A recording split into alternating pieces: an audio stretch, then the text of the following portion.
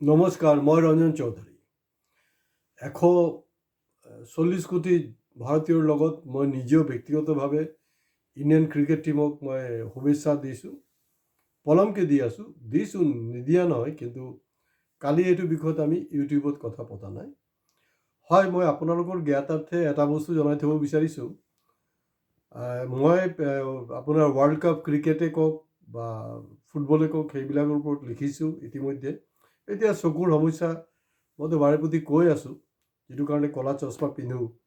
বহুতে কৈ থাকে চশমা কেলৈ পিন্ধে, আনচাৰটো এইটো খুব চিম্পুল হয়। ইভেন মই আপোনালোকে চাগে জানে, বহুতো জানিব পাৰে, নাজানিব পাৰে। এয়া হ'লগৈ পৰেশ বৰুৱা, আলফাৰ মুখ্য সেনাধ্যক্ষ আলফা স্বাধীনৰ। তেওঁ কিন্তু এটা সময়ত খুব ভাল ফুটবলাৰ আছিলে। তো ৰাইজে বিচাৰিলে আলফাৰ সেনাধ্যক্ষৰ স্পৰ্টছৰ ওপৰত মই নিশ্চয় ক'ম আপোনালোকৰ। সেইটো ডিপেণ্ড কৰিছে আপোনালোকে যদি মোৰ পৰা কমেণ্ট বক্সত এই কথা বতৰাবিলাক লিখে তেতিয়া। দ্বিতীয় কথাটো হ'ল যে আমি 1983 যোনটো ৱৰ্ল্ড কাপ জিকিছিলোঁ ঐতিহাসিক, এয়া আছিলে ওৱান ডে, তাৰমানে 50-50, ঠিক আছে। তো এতিয়া যোনটো ৱৰ্ল্ড কাপ হৈ আছে, ৱৰ্ল্ড কাপ বুলি কওঁতে মানে 50-50টো খুব কমেই, কাৰণ মানুহে খুব শ্বৰ্টকাট বিচাৰে, সেইকাৰণে 2020লৈ গুচি আহিছে। হয়, টেষ্ট মেচৰ এটা বেলেগ টেষ্ট আছিলে, 50-50 এটা বেলেগ টেষ্ট, আৰু এতিয়া 2020 এটা বেলেগ টেষ্ট। তো সেইটো যিসকল আমাৰ ক্ৰীড়াপ্ৰেমী তেওঁলোকে নিশ্চয় জানে, ক'বলৈ নাই।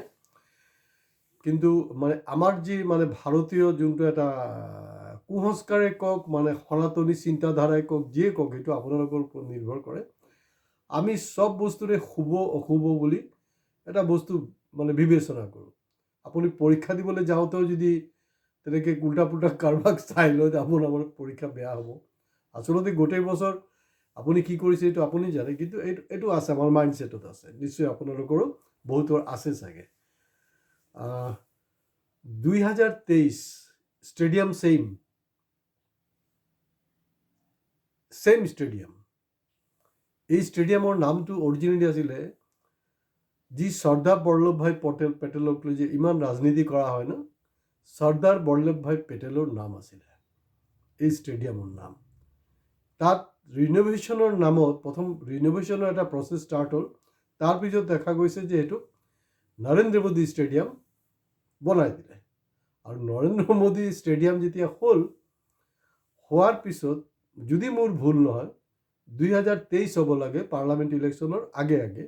ঠিক তেনেকৈ ইণ্ডিয়াও ফাইনেল মেচ গৈ পাইছে, আৰু আমি গোটেই ভাৰতীয় মানে আশাৰে মানে ৰখি আছিলোঁ যে আমিতো জিকিমেই।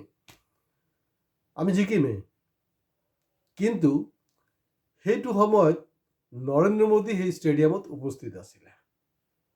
আৰু যেতিয়া জিকা এটা মেচ যেতিয়া হাৰি যোৱাৰ পিছত গোটেই ছ'চিয়েল মিডিয়াত বা সমাজত এটা চৰ্চা হ'ল, মানে হিন্দী ভাষীবিলাক কৈছিলে, এই মানে পুনতিটো আহিলে, পুনতি কি কাৰণ, আমাৰ ইয়াত হ'লগৈ খৰুচ বা গোফা বুলি ক'ব, তেনেকৈ আহিলে। ৰাজনীতিবিদ ৰাজনীতিৰ ফিল্ডত থাকিব লাগে, তেওঁলোকে দেখিছোঁ স্পৰ্টছত আহিব নালাগে। আৰু এতিয়া আমাৰ সময় বেয়া চলি আছে। এটা সময়ত ফিল্মৰ যিবিলাক মানে ছুপাৰ ষ্টাৰ আছিলে, মানে মেগা ষ্টাৰ আছিলে, তেওঁলোক আমাৰ কাৰণে হিৰো আছিলে। স্পৰ্টছো কম বেছি আছিলে, নথকা নহয়, আপ টু শচীনলৈকে। এতিয়া কি হ'ল ঘটনাটো, মানে পলিটিকেল যিবিলাক ষ্টাৰ আছে, মানে তেওঁলোকক মানে নেতাবিলাককে ষ্টাৰ হিচাপে মনা হৈছে। চিন্তা কৰক, 2023-ত অকল নৰেন্দ্ৰ মোদী, জয় বিৰু দুটাই গৈছিলে, অমিত শ্বাহও গৈছিলে। তো তেওঁলোকে মানে এনেকুৱা এটা নেৰেটিভ দিব খুজিছিলে, কাৰণ 2024 তেওঁলোকৰ কাৰণে ডাঙৰ এটা চেলেঞ্জ আছিলে। তেওঁলোকে এনেকুৱা এটা মানে মেছেজ থ্ৰ' কৰিব বিচাৰিছিলে যে আমি জয় বিৰুৰ উপস্থিতিত যে ইণ্ডিয়া ফাইনেল খেলটো খেলিছে, আমাৰ কাৰণে, আমিতো খেলা নাই, আমি দুটাৰেতো পেট চেট ওলাই গৈছে, শ্বেপলেছ বডি দুইটাৰে, এনেতো যোগা দে কিবা কিবি কৰি থাকে আৰু।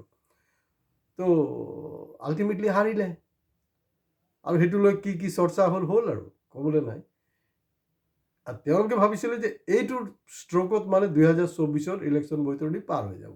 যেনে তেনে সেইটো মেনেজ কৰি খুব ল' মাৰ্জিন, মানে 302ৰ পৰা না 3ৰ পৰা ডাইৰেক্ট স্ক'ৰ আহি গ'ল আপোনাৰ 220।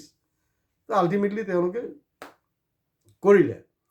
এতিয়া কথাটো হ'ল এইবাৰ মানে এনেও মানে কুফা যে মানে পাৰ্টিকুলাৰলি যে মোদী কুফা হয় এইটো বিভিন্ন সময় একদম লেটেষ্ট মই এটা এক্সাম্পল দিছোঁ, বাকীবিলাক দৰকাৰেই নাই।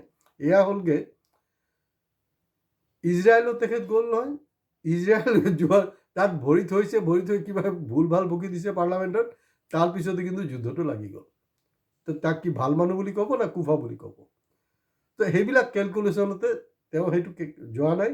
হয়তো যোৱা হ'লে 2023-ৰ নিচিনা ভাৰতীয় টীম যোগ্যতা থকা সত্ত্বেও, সম্ভাৱনা থকা সত্ত্বেও আমি আকৌ এবাৰ মুখ থেকেচা খালো হয়।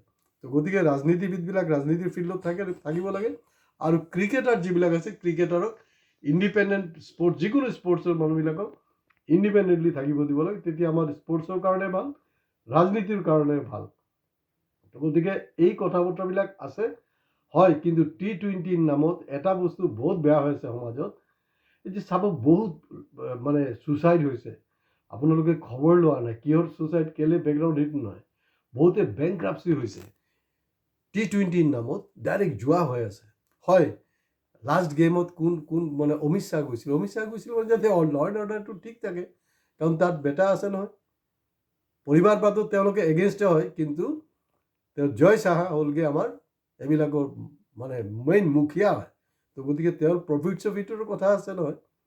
তো ক্ৰিকেট এনেকুৱা এটা বস্তু হয়, কি বুলি ক'ম, বস্তু নহয়, জুবিনৰ ভাষাত এইটো চিজ বুলি ক'ব লাগিব।